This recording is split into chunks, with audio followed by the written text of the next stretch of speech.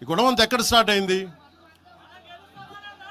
ఒక ఎనలిస్ట్, ఒక విశ్లేషించే వ్యక్తి, ఆయనంటే నాకు గౌరవం, ఆయన మీద నాకు గౌరవం ఉంది, ఆయన తీసుకుపోయి ఓ మీడియాలో మాట్లాడతా అమిత్ షా గారి గురించి మాట్లాడారు.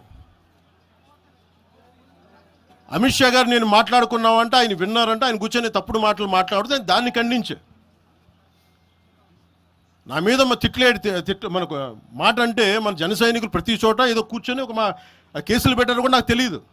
తెలిసిన వెంటనే చెప్పాను, అవన్నీ వదిలేనని చెప్పాను నేను. అవన్నీ మళ్ళీ ప్రెస్ క్లబ్లో పోయి మీరు తిడుతూ ఉంటే, ప్రాంతీయ విద్వేషాలు రెచ్చగొడితే దాంట్లో కూర్చోబెట్టి ఎంతకాలం చేస్తారు?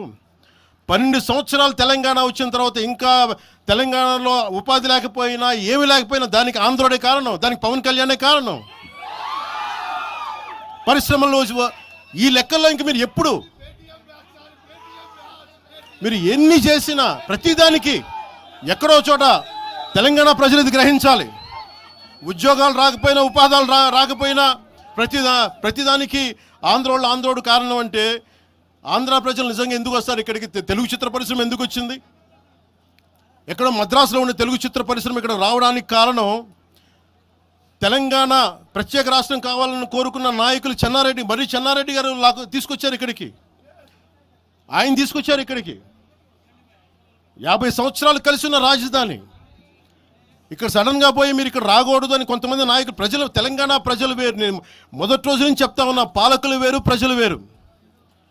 తెలంగాణకి అన్యాయం చేసిన పాలకుల్ని, దాంట్లో పవన్ కళ్యాణ్ కూడా వాడిని కూడా ఉరిదీశాను పర్లా.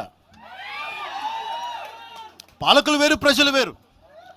మీరు పాలకులను తిట్టుకున్న ప్రజలను తిడితే, విద్వేషాలు రెచ్చగొడితే ఈ దేశం ఎటుపోద్ది? సూరత్లో తెలుగు ప్రజలు ఉన్నారు. రేపొచ్చిన గుజరాతీ మనుషులందరూ గుజరాతీస్ అందరూ కూర్చొని తెలుగు వాళ్ళు ఇక్కడ ఉండకూడదంటే కుదురుద్ది అక్కడ? నాందేడ్లో ఉన్న తెలుగు వాళ్ళు, షోలాపూర్లో ఉన్న మన తెలంగాణ తెలుగు వాళ్ళు అందరూ కూర్చోబెట్టి మా మహారాష్ట్రీయులు తిరగబడితే ఏమవుద్ది? దేశం నిలబడద్దా? దేశం ఒకటిగా ఉంటుందా? ఎంతకాలం తిడతారు? ఎంతకాలం?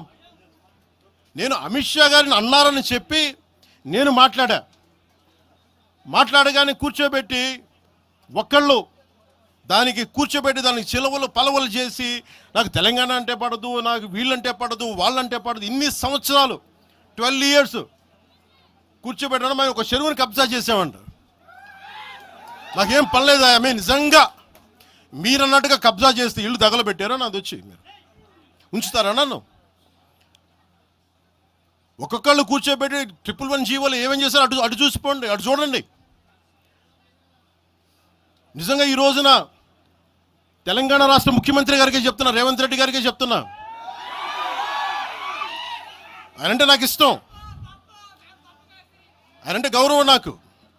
కానీ వారికే నేను చెప్తా ఉన్నా, తెలంగాణ ప్రభుత్వానికే చెప్తున్నా, పవన్ కళ్యాణ్ గనుక ఆ చెరువుని ఒక చెరువును ఆక్యుపై చేసుకున్నాడంటే సంతోషంగా చెప్తాను, ఈ రోజున తెలంగాణ ప్రభుత్వానికి రాసి ఇచ్చేస్తున్నారు. అలాగే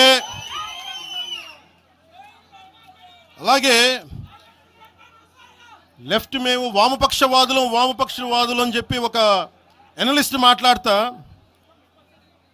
ఇది ఎలా ఉంటుందంటే, ప్రపంచ కార్మికులారా ఏకం కండి అని చెప్పి వామపక్ష భావజాలం ఈ రోజున ప్రాంతీయతకు వచ్చింది. ఆ వామపక్ష భావజాలం చెప్పే వ్యక్తి అనలిస్ట్ ప్రకారం ప్రపంచ కార్మికులారా ఏకం కండి చెప్పే వామపక్ష భావజాలం ఈరోజు ఎక్కడికి వచ్చింది? ఆయన చెప్పిన విధానం ప్రకారం ప్రాంతీయతకు వచ్చింది.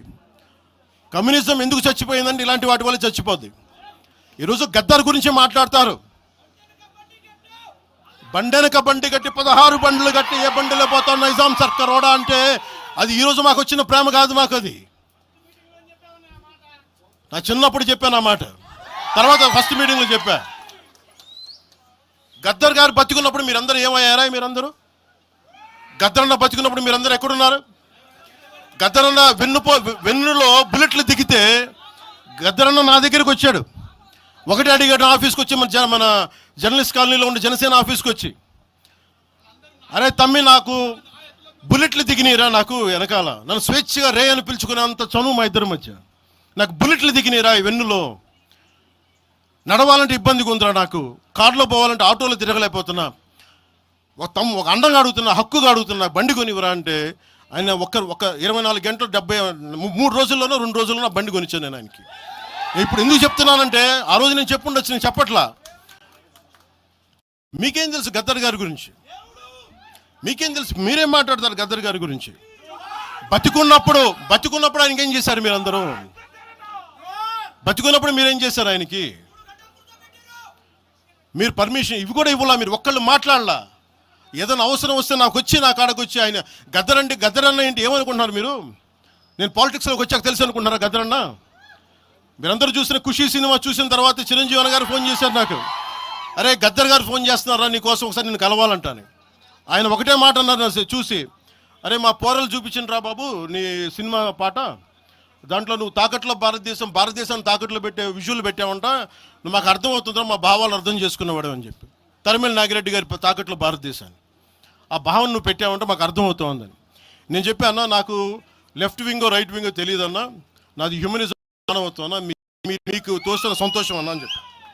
ఆ రోజు నుంచి ఆయన చనిపోయేదాకా, ఆయన అంతిమ ఘడియల వరకు ఆయన హాస్పిటల్లో ఉంటే వెళ్ళి కూర్చొని, అన్నా మీకు ఏం కావాలో చెప్పండి అంటే, ఏం వద్దురా తమ్మి, తెలంగాణ యువతకి కానీ ఆంధ్ర యువతకి కానీ భారతదేశంలో యువతకి భవిష్యత్తు వాళ్ళదని చెప్పు. ఆయన నాకు రాసిస్తే, ఆయన నాకు ఒక లెటర్ రాసిస్తే నేను అది కూడా బయట పెట్టలా. ఆయనే ఒక ఆడియో ఫైల్ చేసి, నేను దాన్ని కూడా కూర్చొని చెప్పలా, ఆడియో ఫైల్ చేసి ఆయన ఒక చిన్న ఛానల్కి రిలీజ్ చేసి అది బయటకు వచ్చింది. మీరు కూర్చోబెట్టి తెలంగాణ గురించి అని మాట్లాడతారు. నేను నిజంగా ఎంత కమిట్మెంట్ లేకపోతే కొండగొట్టు ఆంజనేయుడికి నేను 30 కోట్లు టీటీడీ నుంచి చెప్పిస్తాం మేము. ₹1 కోటి ఎందుకు మా కూర్చోబెట్టి తెలంగాణ ప్రభుత్వానికి ఇస్తాం? ఆపదలో ఉన్నప్పుడు, విపత్తుల్లో ఉన్నప్పుడు మీరు మాట్లాడి, మీరు ఈరోజు మాట్లాడుతూ ఉన్నారు, బెదిరిస్తున్నారు. ఒకటే చెప్తా ఉన్నా, ఇక్కడున్న నాయకులందరూ కూడా, మా శంకర్ గౌడ్ గారి దగ్గర నుంచి ఇక్కడున్న నాయకులు పేరున సంపత్ నాయక్ కానీ, సాగర్ గారు కానీ, వీళ్ళందరూ కూడా మీరు బెదిరిస్తూ ఉంటే మేము భయపడి, సారు మీ కాల్మొక్తా సారు, మీ బాంచన్ సారు అన్నంత భయాలు ఉన్నాం మేము. వాళ్ళమే కాదు. మేము ఒకటే చెప్తా ఉన్నా, వైఎస్ రాజశేఖర రెడ్డి గారు బతికున్నప్పుడు ఆ రోజు మీ గొంతులు ఏమైనాయి? ఆ రోజున మీ అందరి గొంతు తెరిచారా మీరు? ఆ రోజున తెలంగాణ గురించి వీళ్ళు మాట్లాడుతూ ఉంటే ఒకటే చెప్తా ఉన్నా, యువరాజ్యం పెట్టిన తర్వాత మొట్టమొదటిసారి నా మీద కేసు పెట్టి పోలీస్ స్టేషన్లో కూర్చోబెట్టింది తెలంగాణ భీమరావు బాడా కోసం. దానికోసం తెలంగాణ మీద మొదటి కేసు నాకు తెలంగాణలోనే పడింది. కూర్చోబెట్టి మీరు అందరూ కూర్చోబెట్టి, ఆ రోజు ఒక్కళ్ళు ఏమయ్యారు? ఈరోజు మీరు బెదిరిస్తూ ఉన్నారు, బయటకు వస్తే దాడులు చేస్తారు. మాకు దాడులు కొత్త అనుకున్నారా? మాకు మీరు మహబూబ్ నగర్లో మన కాంగ్రెస్ నాయకులు కూలిస్తే స్టేజే కూల్చేశారు మీరు. మాకు కార్లు అడ్డం పెట్టి మమ్మల్ని దాడులు చేయడం, ఇవన్నీ తట్టుకొని ఇచ్చాం మేము. ఖమ్మంలో మీరు దాడులు చేశారు ఆ టైంలో, అప్పుడున్న కాంగ్రెస్ ప్రభుత్వం. ఈరోజు మాకు కొత్త అనుకుంటున్నారా ఇవన్నీ? మీరు చేసే ఈ తాటాకు చప్పుళ్ళకి బెదిరేది కాదు జనసేన, గుర్తుపెట్టుకోండి.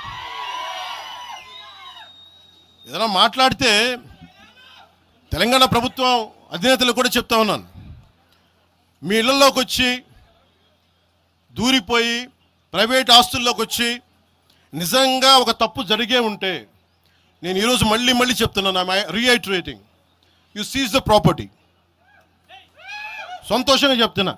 అక్కడ ఉన్నది నాకు గోశాల ఉంది, అక్కడ ఒక 60-70 గోవులు ఉంటాయి అక్కడ, వాటి గడ్డి కోసం ఉంటుంది.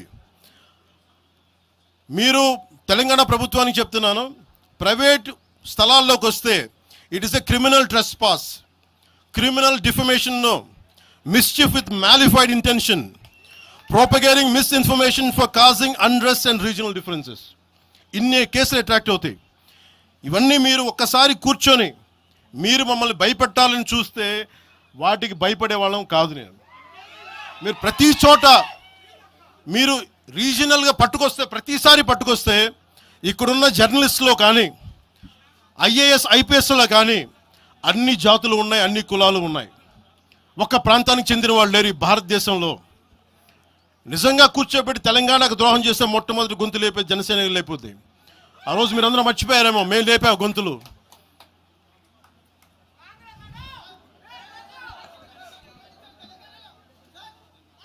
కాంగ్రెస్ హటావ్ దేశ్ బచావ్ అని అంటానికి ఈరోజు ఇందాక మీరు చెప్పినానికి చెప్తున్నా. కాంగ్రెస్ నాయకులు మాట్లాడుతున్నారు, కొంతమంది, అందరం చెప్పట్లా. కొంతమంది నాయకులు కూర్చొని మాట్లాడుతూ ఉన్నారు, నువ్వు ఎలా తిరుగుతావు, రోడ్ల మీద చూస్తాం, నాలుకలకు వస్తాం, నాలుకలు చీరుస్తామంటే రండయ్య బాబు మీకు నాలుకలు తీసి చూపిస్తాం మీకు కోసుకొని. అలాగే మీరు ఒకప్పుడు ఇలా మాట్లాడిన నాయకులందరూ రాజశేఖర రెడ్డి గారు తెలంగాణకి విభజనకి నేను వ్యతిరేకం నేను అన్న చెప్పిన వ్యక్తికి పక్కన ఉన్న కొమ్ము కాసిన వాళ్ళు వీళ్ళందరూ మాట్లాడతారు. నిజంగా నాకు శివుళ్ళ మల్లికార్జున్ శ్రీశైలం చెంచు పెంటల నుంచి వచ్చిన చెంచు గూడెల నుంచి వచ్చిన కుర్రాడు, 16-17 ఏళ్ళ కుర్రాడు,